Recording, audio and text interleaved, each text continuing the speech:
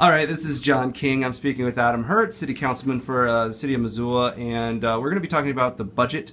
The mayor's proposed a new budget that increases taxes by, what was it again, Adam? 3.92%. 3.92%. So Adam, he kind of opposes this. Actually, he really opposes this.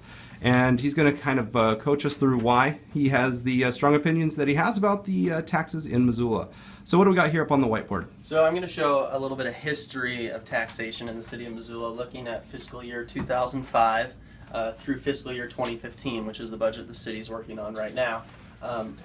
Real quick, I'm just going to kind of show our listeners. This, if you can see here, is a lot of numbers, and Adam has been looking through this. He has heavy data, and he'll be kind of referring to some of his paperwork through this explanation. But this up here on the board is where it gets simplified. Yeah, this is basically an aggregate look.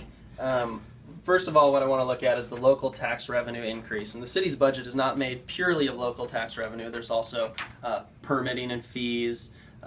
There's fines. There's transfer from other government entities, whether it's the federal government or the state government. But this is purely from the sake of local taxation, and that's what hits your property tax bill, and so that's what I wanted to show. So if we're looking from fiscal year 2005 through 2015, the local tax revenue increase went from about $15.9 million in 2005 up to about $29.4 million in 2015, proposed in 2015.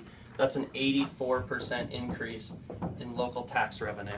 And that doesn't come purely from increasing taxes, that comes from an increase in taxes, growth in property values, and a growing tax base when there's more properties added to the city.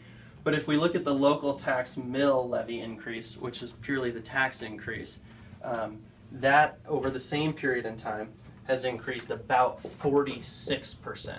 So is that 46% of that 84%? That's not purely how it works, because over time, kind of the way that growth and inflationary pressures compound, you can't compare it exactly dollar for dollar. I could dig through that and come up with some figures, but it wouldn't be exactly. The inflation in property values has been about 25% over that same period of time. The CPI, Consumer Price Index, has been about 25% over that period of time. So the inflationary pressure was about 25%, not including some of the growth that the city saw, which I don't have off the top of my head, but certainly nowhere near justifying a 46% increase in taxes. Gotcha. Now, the local mill levies? You've got another thing on the bottom there, special districts. You bet. So when I talk about this local mill levy increase, I am including the special districts numbers, but the special districts have only been in place since fiscal year 2011. Since they were established in 2011, we had a road and parks district. Their initial establishment was to the tune of $500,000. Since then, they have increased about 213%. So they've more than quadrupled since 2011. When you say they, this is just one. This is just two. This is just roads and parks, two separate districts. Okay, gotcha. So they've more than quadrupled if you aggregate those together. If you include the new proposed special district, the public safety and justice, just in the first year, which isn't even it's the mayor is really asking for a lot more money in the second year. But if you include that and you say the increase of all three special districts since the initial establishment in 2011, we're looking at about 283% increase. These are uncapped special districts. What does that mean? What it means is the local mill levy that the city establishes is capped at half the rate of inflation. It goes back historically in that this 46% figure, the city council and mayor have used a lot of unused millage that they can actually mill against the property taxes that weren't initially used. So they exceeded inflation because past mayors had not used the full cap. But in general, the legislature caps at half the rate of inflation.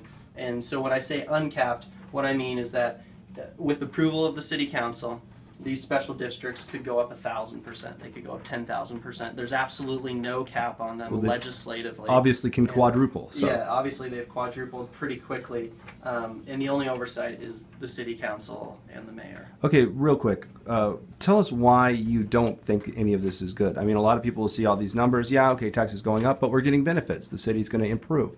That's going to make it easier for people to get around the city, might make people want to move to Missoula, make us a more attractive location. Well, what's your response? Well, the numbers show that's really not the case. I mean, business has been somewhat stagnant. Missoula growth has been somewhat stagnant.